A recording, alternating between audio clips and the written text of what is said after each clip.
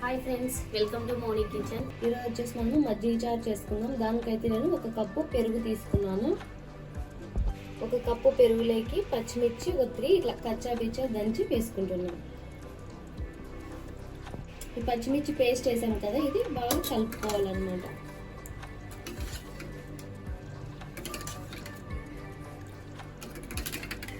Salt రుచికి సరిపడి వేసుకుంటున్నాం. కావాలంటే మరీ అయినా వేసుకోవచ్చు అనమాట.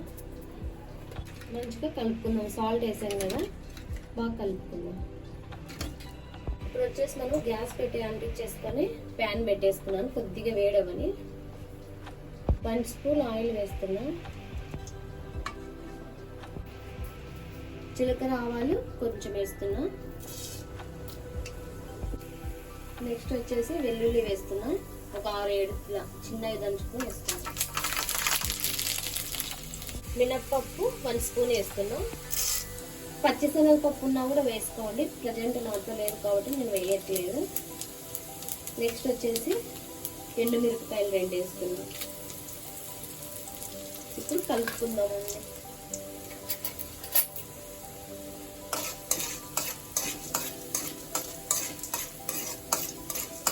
ముందే ఒక 3 ఆనియన్స్ ఇలా చిన్నగా తరిగి వేసుకుంటున్నాం. మనకి ఎంత ఆనియన్స్ వేసుకుంటే అంత బాగుంటుంది అన్నమాట టేస్ట్. మనకి మజ్జిగ చారు అనేది ఆనియన్స్ టేస్ట్ మనకి బాగా కొద్దిగా ఫ్రై అవ్వాలి.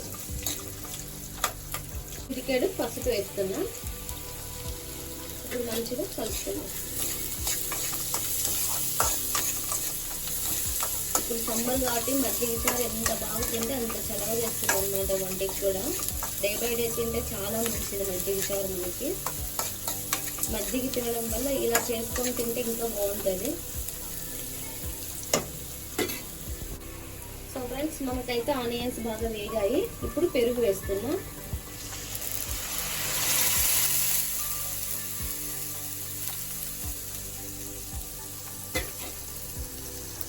ఒక కప్పు పెరుగు వేసుకున్నాం కదా, 1/2 కప్పు అదే కప్పు దాంట్లోకి వాటర్ వేసి వేసుకుంటున్నాం.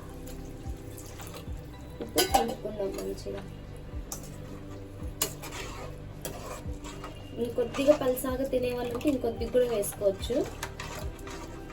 మంచిగా కలుపుకొని ఒక 5 మినిట్స్ కూడా పెట్టాల్సిన అవసరం. ఒక 1 మినిట్ పెట్టేసి గ్యాస్ ఆఫ్ చేసుకున్నాం. సో ఫ్రెండ్స్, మనకైతే మజ్జిగ చారు అయితే రెడీ అయిపోయింది.